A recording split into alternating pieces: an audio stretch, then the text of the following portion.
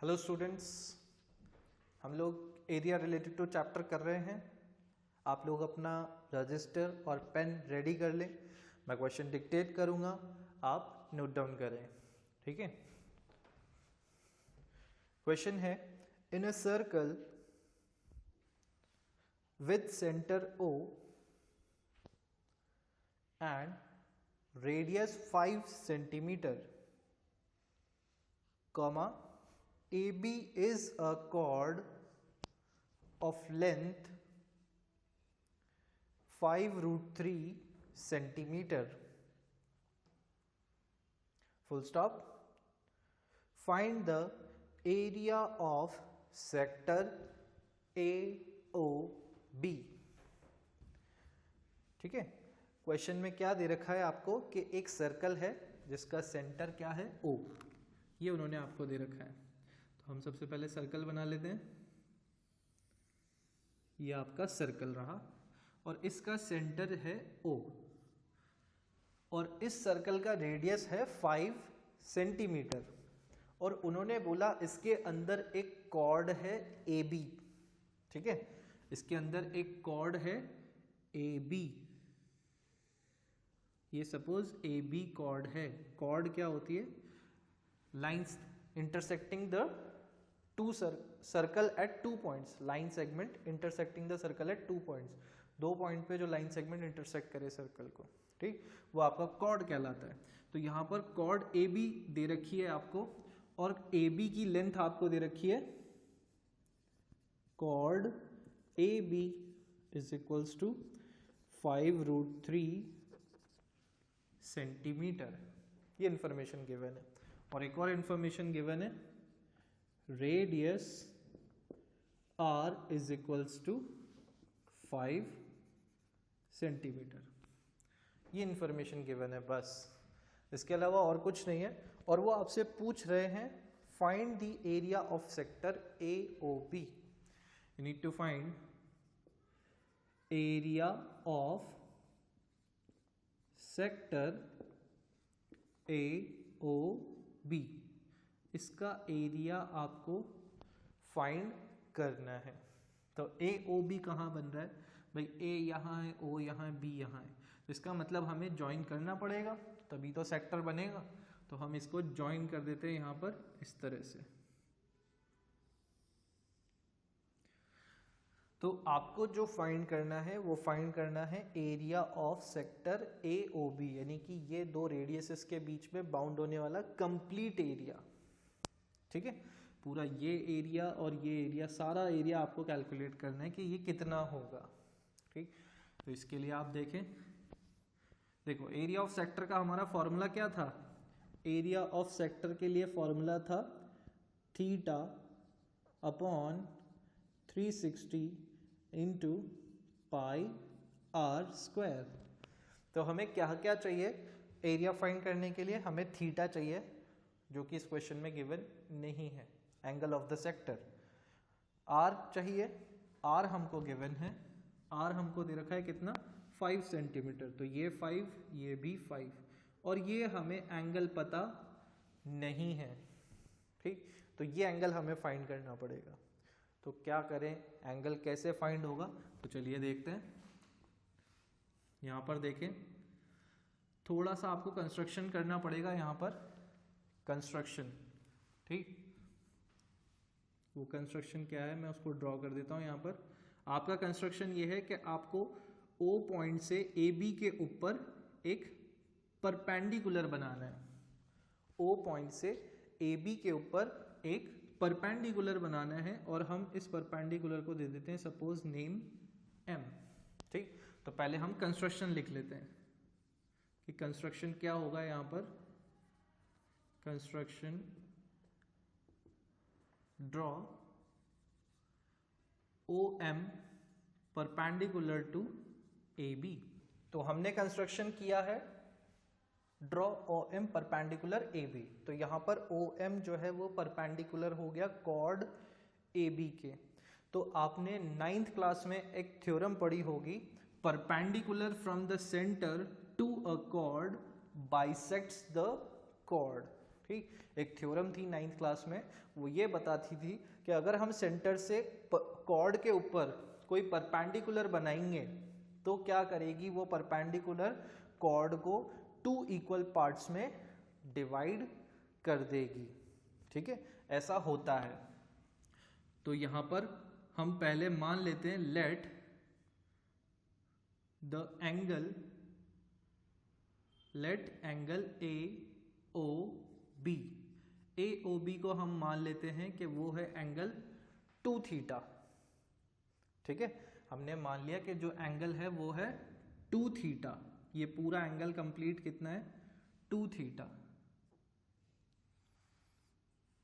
ठीक है, तो अब आप यहां पर देखें कि हमने क्या किया, परपेंडिकुलर ड्रॉ किया है, तो उसकी वजह से यहां पर हमारे पास 2 ट्राइंगल बन गए। एक ट्राइंगल बना है ओ एम ए और दूसरा ट्राइंगल बन रहा है हमारा triangle O M B. 2 triangle बन रहे हैं ना यहां पर, तो हम इन 2 ट्राइंगल्स को कंसिडर करते हैं अभी, ओ एम ए और ओ एम बी को। ठीक, तो यहां पर आप देखें कि इस वाले ट्राइंगल में और इस वाले ट्राइंगल में ओ बी और ओ ए क्या है, इक्वल है। ठीक, तो यहां पर O A is equals to O B, दोनों क्या है, radii of same circle, radii of same circle, इसलिए दोनों इक्वल हैं। फिर उसके बाद आप देखें दोनों में ओ एम कॉमन है। ठीक, तो ओ एम दोनों में क्या है, common, O M is equals to O M common. और तीसरी चीज हम देखें तो तीसरी चीज है यहां पर हमारा एंगल, दोनों में एंगल कॉमन है, कॉमन क्या सॉरी इक्वल है, angle O M A is equals to angle O M B, दोनों ही क्या है 90 डिग्री, तो 90 डिग्री ईच। ठीक, तो अब अगर इन 2 ट्राइंगल्स को हम देखें तो ये दोनों जो है वो क्या हो जाएंगे, congruent. So triangle O M A is congruent to triangle OMB। ठीक है, ये दोनों हो जाएंगे कॉन्ग्रेंट। कौन सी कॉन्ग्रेंसी से, by right angle hypotenuse side, RHS congruency rule. ठीक है, RHS से ये दोनों क्या हो जाएंगे, कॉन्ग्रेंट, ये राइट एंगल, ये हाइपोटेन्यूस और ये साइड। ठीक है, तो RHS से दोनों ट्राइंगल्स हो गए कॉन्ग्रेंट। अब ट्राइंगल कॉन्ग्रेंट हैं तो पार्ट्स भी क्या हो जाएंगे, इक्वल। तो यहां पर क्या क्या पार्ट्स इक्वल हो जाएंगे तो वो देख लेते हैं हम। यहां पे हो जाएगा MA is equals to MB। ठीक, देखो मैंने आपको बोला भी था अभी, एक थ्योरम होती है जो कि क्या करती है, कॉर्ड को, थ्योरम बताई थी ना, perpendicular from the centre to a chord bisects the chord, तो ये कॉर्ड बाइसेक्ट हो जाती है। तो देखो AM is equals to MB आ रहा है, कॉर्ड बाइसेक्ट हो रही है ना। दूसरी चीज हो जाएगी हमारे पास angle AOM is equals to angle BOM। Angle AOM और BOMB क्या हो जाएंगे, दोनों आपस में इक्वल बाय CPCT। CPCT से दोनों क्या हो जाएंगे, equal, corresponding parts of congruent triangle. ठीक है, तो इतना हमारे पास हो चुका है। अब आप यहाँ पे देखो AOM और BOM इक्वल है, और हमने स्टार्टिंग में माना था कि एंगल AOB जो है वो पूरा कंप्लीट 2 थीटा है। तो इससे हमें क्या पता चल रहा है कि ये एंगल और ये एंगल दोनों इक्वल हैं और कंप्लीट एंगल 2 थीटा है। तो इसका मतलब ये एंगल थीटा हो जाएगा और ये एंगल भी कितना हो जाएगा, थीटा हो जाएगा, दोनों बराबर हो जाएंगे। क्या इतनी बात समझ में आ गई है ना? इसको आप नोट डाउन कर लें, फिर हम उसके आगे देखते हैं।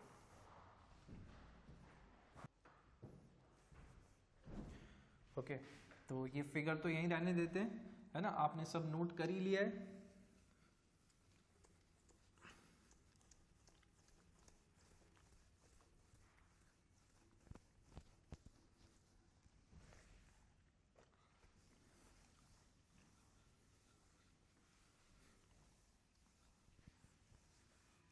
ठीक है, क्वेश्चन में उन्होंने हमको बोला है find the area of the sector. तो एरिया ऑफ सेक्टर में हमें एंगल चाहिए, तो इस थीटा को फाइंड करने की ही मेहनत कर रहे हैं हम सारी। तो देखो अभी हमारे पास आया कि एंगल AOM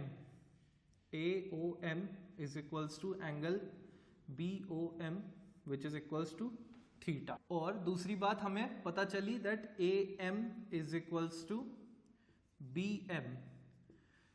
पूरा AB कितना था 5√3, तो उसका आधा कितना हो जाएगा 5√3/2 सेंटीमीटर, राइट। तो AM की लेंथ भी इतनी होगी और BM की भी 5√3/2।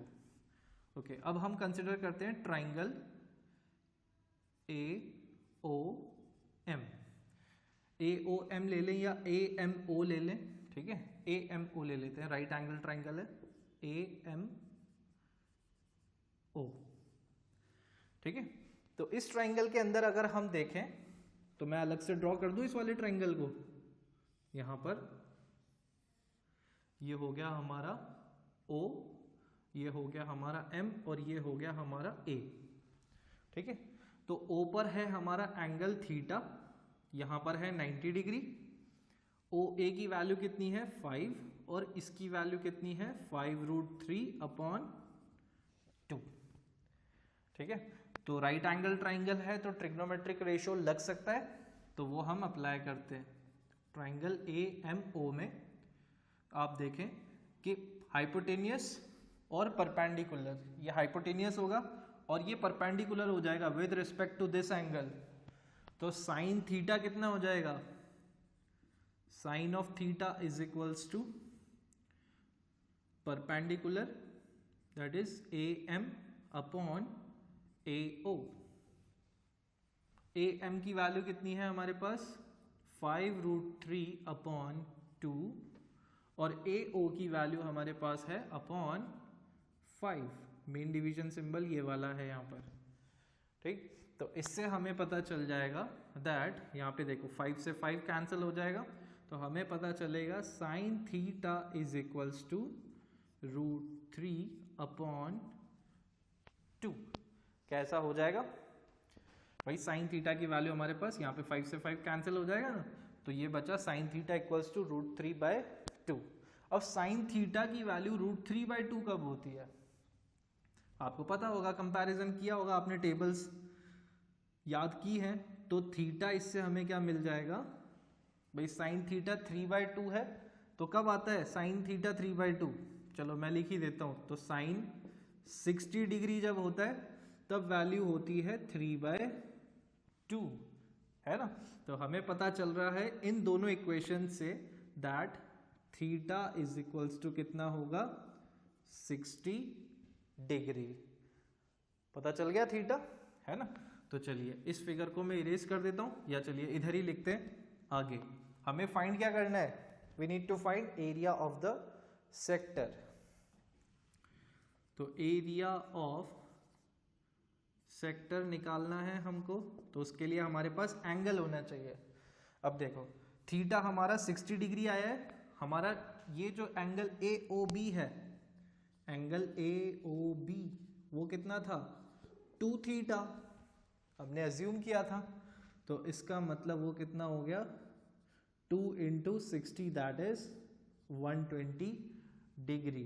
तो एंगल AOB हमारा कितना हो गया 120 डिग्री। क्लियर। तो यहाँ पे एरिया ऑफ सेक्टर निकालने के लिए बस हमें वैल्यू पुट करनी है 120/360 इंटू πr²।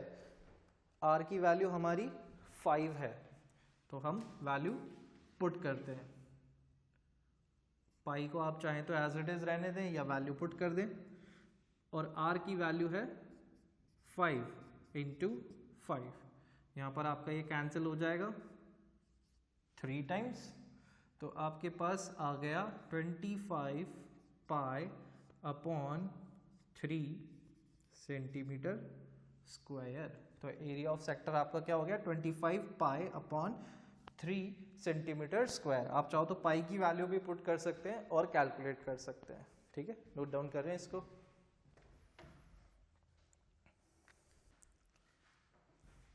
ओके, चलिए इसको भी इरेज करते हैं और बढ़ते हैं नेक्स्ट क्वेश्चन की तरफ।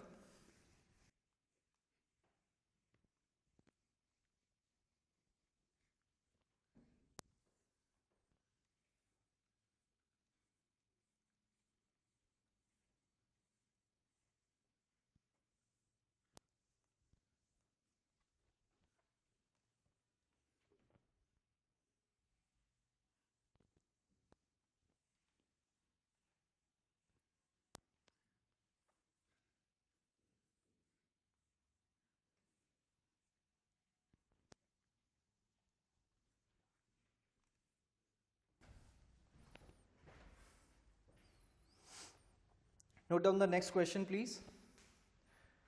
Next question है, an arc of a circle is of length 5 pi centimeter and the sector it bounds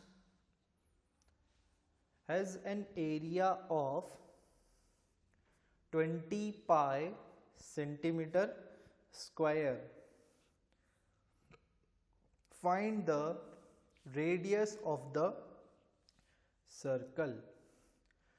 ठीक, क्वेश्चन में आपको क्या दे रखा है कि एक सर्कल है और उसकी आर्क, सपोज ये सर्कल है, यहां पर ये इसका सेंटर है, ठीक, उसकी आर्क की जो लेंथ है वो कितनी है, 5 पाई सेंटीमीटर।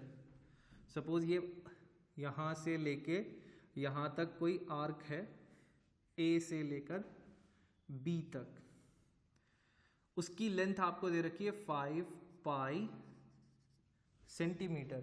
और फिर आगे उन्होंने बोला and the sector it bounds has an area 20 pi centimetre square. और ये जो आर्क जो सेक्टर बाउंड कर रही है, सेक्टर बाउंड मतलब इस आर्क से यही वाला सेक्टर बनेगा, तो इस सेक्टर का एरिया उन्होंने हमको दे रखा है 20 पाई सेंटीमीटर स्क्वायर, इतना दे रखा है।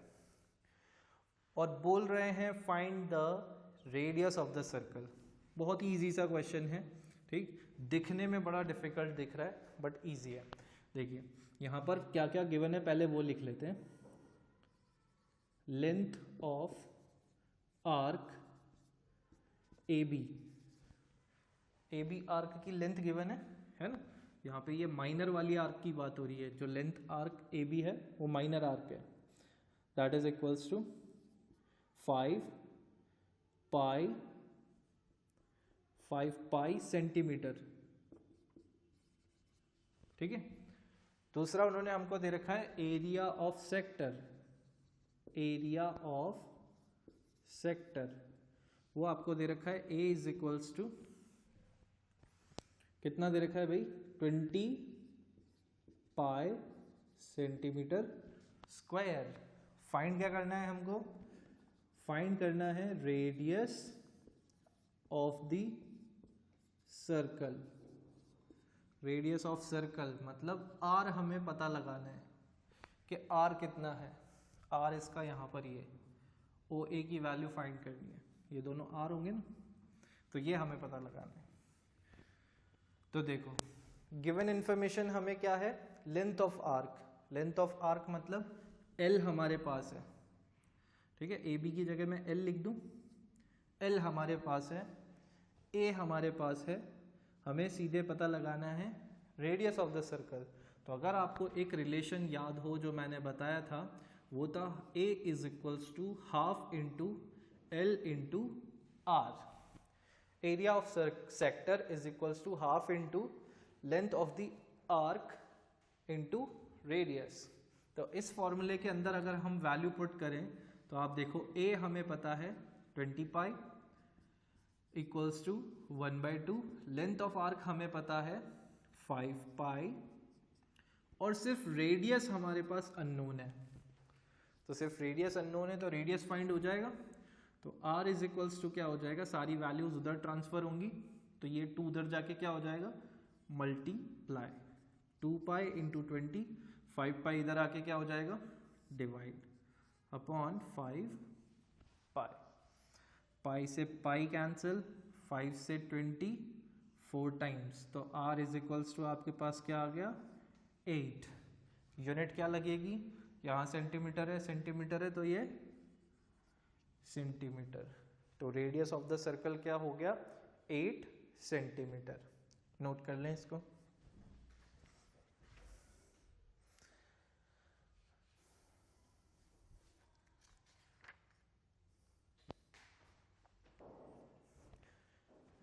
ओके तो आज के लिए हम बस इतना ही रखते हैं। We will meet in the next class. Till then take care of yourself, keep studying, bye bye.